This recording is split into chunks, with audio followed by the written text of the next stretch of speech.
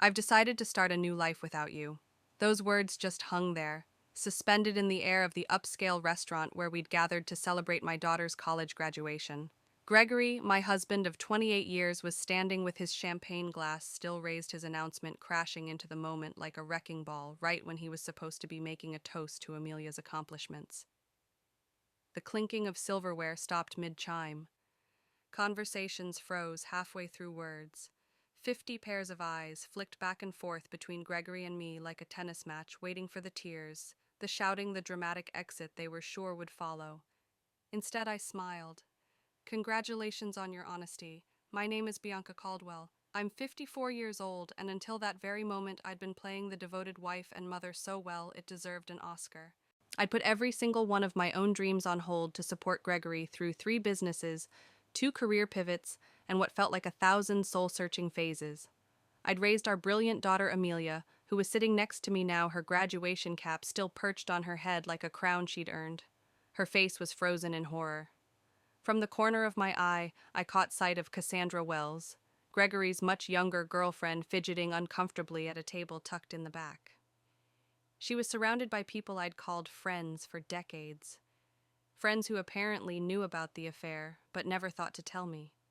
The same Cassandra who used to show up at our Christmas parties, who once called me in tears, asking for career advice.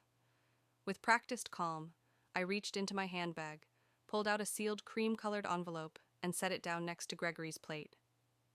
"What's this?" he asked, his smug smile slipping just a bit. "Something for you to read later," I said evenly. Then I turned to Amelia, whose face had gone pale. I leaned in and kissed her cheek. "I am so proud of you, sweetheart. Today is still your day." I stood up, smoothed my dress, and looked out at our stunned guests.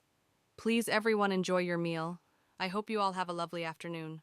And with that, I walked out of the restaurant, head held high, fully aware of the 50 pairs of eyes tracking me, until the heavy door swung shut behind me, cutting off the first wave of anxious murmurs. The Augusta summer heat slammed into me like a brick wall, but for the first time in years, I welcomed it. I could breathe again. Behind me, the restaurant door burst open and slammed shut. I heard Gregory's voice, no longer controlled, but shrill, almost panicked. "Bianca, what the hell is this? What have you done?" I kept walking, allowing myself a small, satisfied smile. The envelope I'd handed him held the first threads of a plan I'd been spinning quietly for months, a plan for the revenge I'd earned. You see, I'd always been the practical one in our marriage. While Gregory leaped at every shiny opportunity, chasing big dreams and risk after risk, I was the one who kept things stable for our family. When he sank a fortune into his buddy's doomed restaurant idea, I was the one who quietly saved up for Amelia's tuition.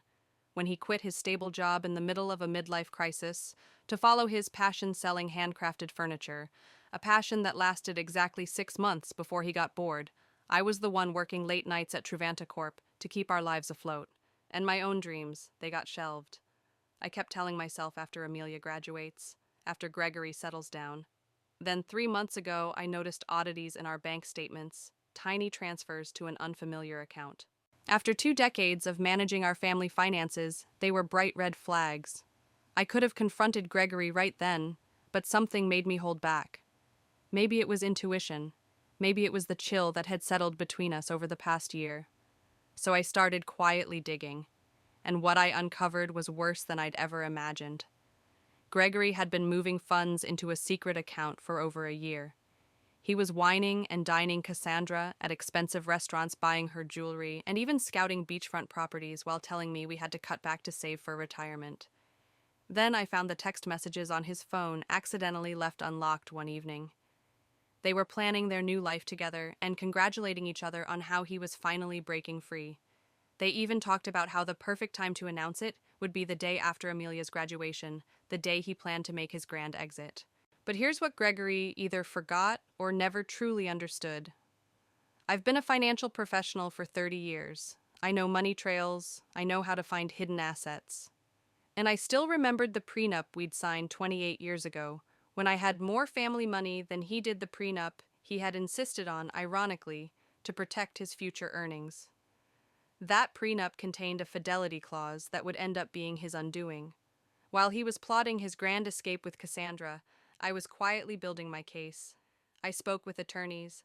I documented every hidden transaction. I gathered irrefutable evidence of the affair. And I prepared divorce papers, timing everything perfectly to land just before his planned announcement. What he never expected was that I'd serve those papers before he got to deliver his big dramatic line. But I kept them hidden in the court system so they wouldn't become public until the right moment. I was 3 steps ahead as always. I didn't go back into that restaurant.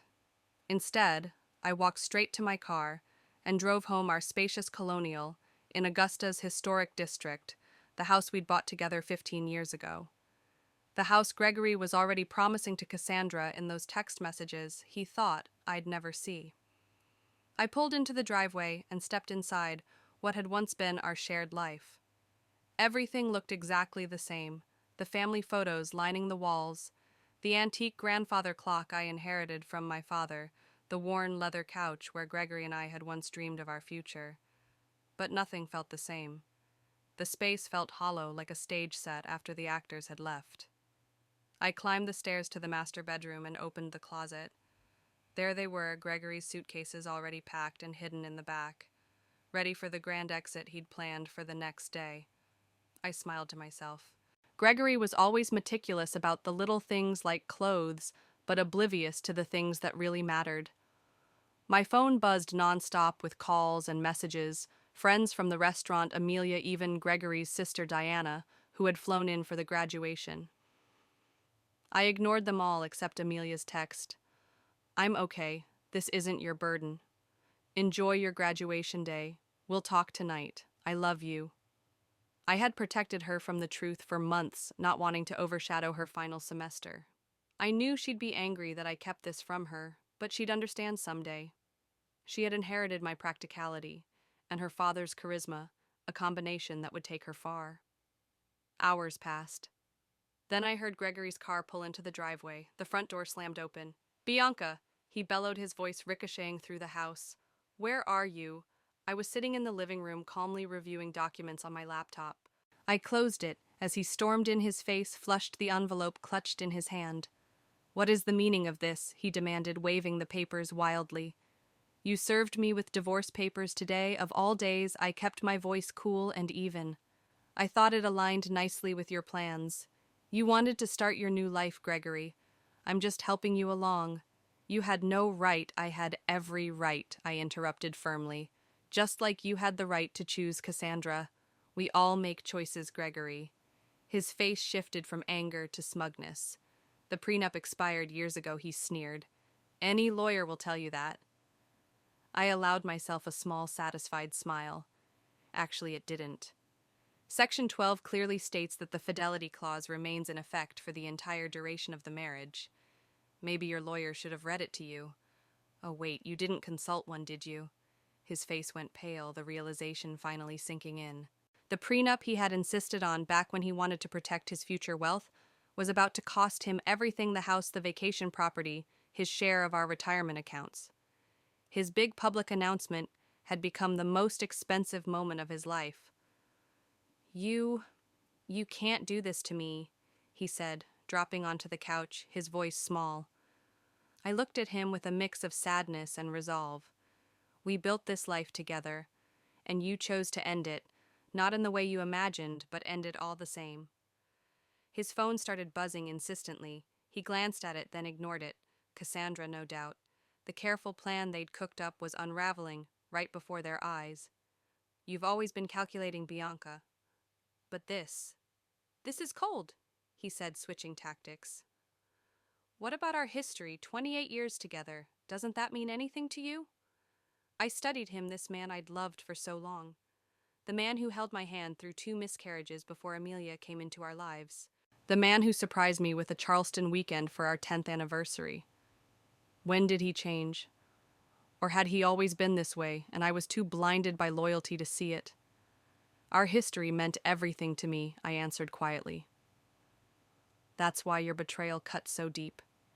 His expression softened, a glimmer of hope flashing in his eyes. "Then maybe we can fix this.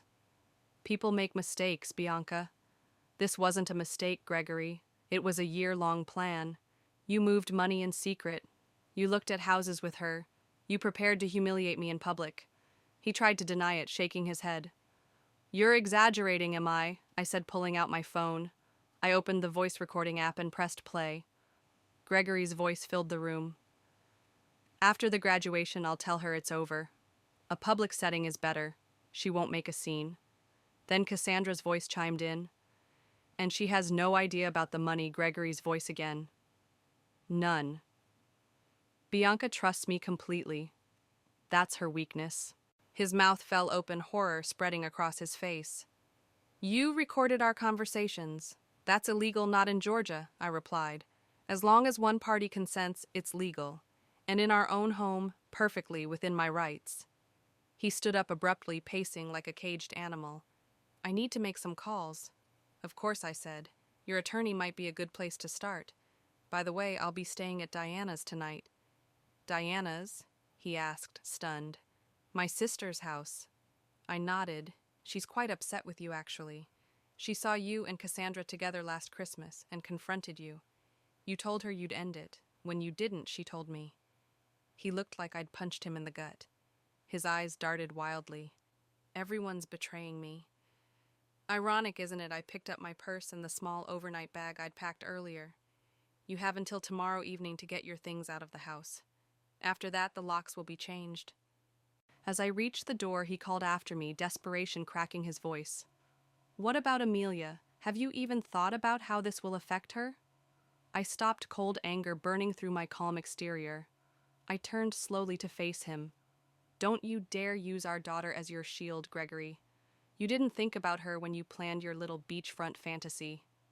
His phone buzzed again. This time he checked it and groaned. "Problem?" I asked coolly. "Cassandra's already at the apartment," he muttered, his face drained of color. "She's moved her things in." I couldn't help but smile. "The apartment you put in both your names, the lease you signed last month?" He nodded slowly, still looking confused. "You might want to call the leasing office," I told him. "Your application was flagged for credit issues and never finalized." The agent called our home phone to verify. I handled it. I walked out, leaving him standing in the middle of our once happy home, the first domino in his perfectly laid plans already toppled. Diana's bungalow was warm and welcoming, filled with potted plants and shelves overflowing with books. When I arrived, she pulled me into a fierce hug. "I just heard from Amelia," she said, ushering me inside. "Are you okay?" "I'm better than I expected." I admitted, following her to the kitchen where she already had a bottle of wine open. "I never thought Gregory would do something like that in front of everyone," Diana said, pouring us each a glass. "The restaurant of all places, has he lost his mind?" "It was meant to humiliate me," I explained, accepting my wine. "A public breakup, so I'd be too embarrassed to fight back." Diana shook her head, her expression dark. "My brother always did like a dramatic gesture, but this is beyond anything I could have imagined." We settled into her cozy sunroom, sunlight filtering through sheer curtains. Diana had never married, choosing independence and her academic career over family life. Over the years, I'd sometimes envied her freedom. "What did you put in that envelope that rattled him so badly?" she asked. I laid it all out: the divorce papers, the detailed evidence of his financial betrayals, and most importantly, the prenup that would leave him with far less than he'd planned. "The prenup?" Diana said, almost laughing. "I remember when he insisted on it. He was so worried about protecting the money your father gave him for his first business. Now it's come full circle." My phone rang. "Amelia." I took a deep breath and answered. "Mom," she said, her voice tight. "I'm coming over to Aunt Diana's." "You don't have to. I'm already on my way," she interrupted. "Dad is telling everyone you've lost your mind. He's saying awful things." Of course he was. Gregory was always quick to cast himself as the victim. "Let him talk," I said softly. "The truth will come out soon enough." 20 minutes later, Amelia arrived, still in her graduation dress, but with makeup smudged from tears. She threw herself into my arms like she had as a little girl after a bad dream. "Why didn't you tell me?" she cried against my shoulder. "I didn't want to ruin your last semester," I whispered. "You worked so hard and you deserved your moment." She pulled back, eyes red, but determined. "Well, Dad ruined it anyway."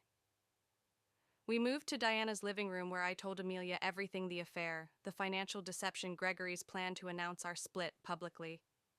She listened quietly, but fury flared in her eyes. I knew something was off, she said at last. He was always distracted, always on his phone. But I never thought. None of us wants to see these things in the people we love, Diana said gently. My phone buzzed with a message from Philip, my attorney. The emergency filing had been approved. The accounts I identified were frozen, allowing Gregory only enough money for basic living expenses. His bigger plans were officially on hold. I showed the message to Amelia and Diana. Good, Amelia said fiercely. He deserves it. Her loyalty warmed me, but I reached out and took her hand. Remember, he's still your father. Your relationship with him doesn't have to mirror mine. Amelia shook her head. Maybe someday, but not right now. The doorbell rang, slicing through the tense quiet. Diana answered, returning with a troubled look. It's Gregory, and he's not alone. I straightened as Diana led them in. Gregory looked angry, his desperation hardened into rage. Cassandra hovered just behind him, visibly uneasy. She was 37, 17 years younger than me, but not exactly a wide-eyed ingenue. Her hair was perfectly styled, her expression wary. Bianca, you need to stop this madness, Gregory barked. Unfreeze the accounts, and we can talk like adults. Amelia stood moving in front of me, protectively. Maybe you should have thought about being an adult before you blew up our family at my graduation. Gregory blinked as if seeing her for the first time. Amelia, this doesn't involve you. Doesn't involve me, she snapped, voice rising. You destroyed our family on the day I've been working toward my entire life. And you think it doesn't involve me? Cassandra reached for Gregory's arm. Greg, maybe we should go? No, he said sharply, shaking her off. We're not leaving until Bianca agrees to act reasonably. Diana folded her arms. Eyes narrowed.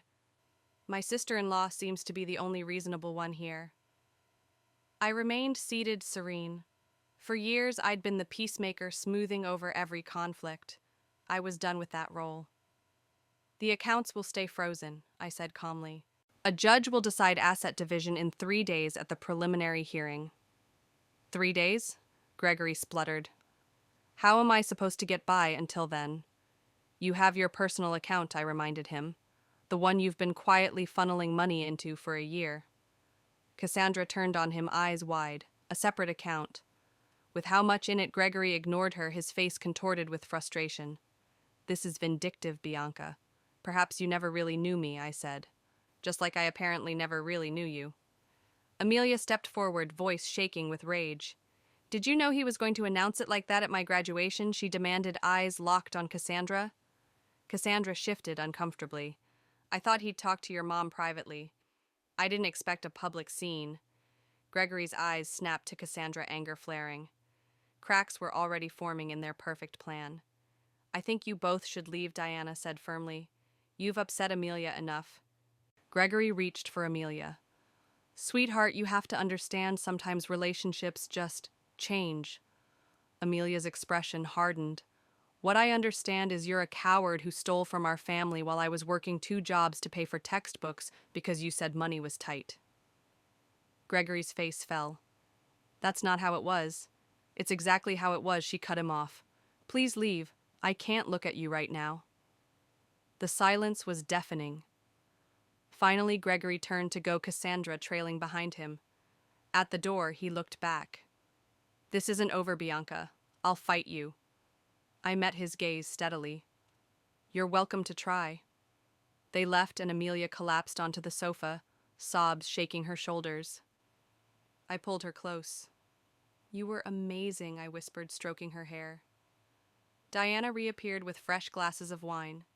She raised hers high. To new beginnings. I clinked my glass against hers.